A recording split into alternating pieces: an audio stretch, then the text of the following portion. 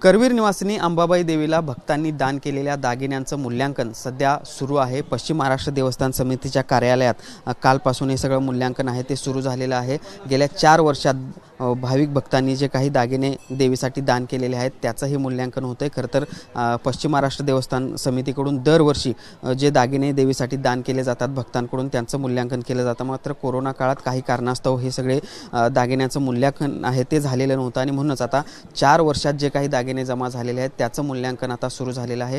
नाशिकमधील मान्यताप्राप्त संस्थेकडून हे मूल्यांकन आहे ते सुरू झालेलं आहे। आपण जर बघितलं तर चांदीच्या ताट वाटीपासून ते सोन्याच्या छोट्या मोठ्या दागिने हे भक्तांनी अगदी भक्तिभावाने या ठिकाणी दान केल्याचं पाहायला मिळते, ज्याचं मूल्यांकन आता सुरू झालेलं आहे। पुढचे काही दिवस हे सगळं मूल्यांकन सुरू राहणार आहे आणि त्यानंतर एकत्रितपणे पश्चिम महाराष्ट्र देवस्थान समितीकडून 4 वर्षात नेमकी किती सोन्याचे दागिने आले, चांदीचे दागिने आले ह्याची माहिती जी आहे ती दिली जाणार आहे। मात्र आपण बघतोय गेले 4 वर्ष हे सगळं काम आहे ते थांबलेलं होतं। मात्र आता अगदी गोपनीय पद्धतीने असेल किंवा अगदी सुरक्षेमध्ये हे सगळे दागिने जे आहेत ते तपासले जात आहेत। त्याचे किती कॅरेटचे हे सगळे दागिने आहेत त्याची तपासणी केली जाते आणि त्याची नोंद देखील या ठिकाणी ठेवली जाते। आणि एकूणच आपण बघतोय की अंबाबाई देवीसाठी मोठ्या संख्येने भाविक या ठिकाणी येत असतात, दागिने देखील भक्तिभावाने या ठिकाणी दान करत असतात आणि याच दागिन्यांचं मूल्यांकन आता अखेर सुरू झालेलं आहे।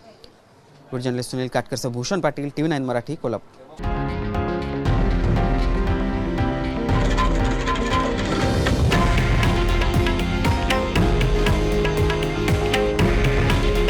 हे आहे देशातील नंबर 1 न्यूज नेटवर्क आणि आपण पाहत आहात TV9 मराठी।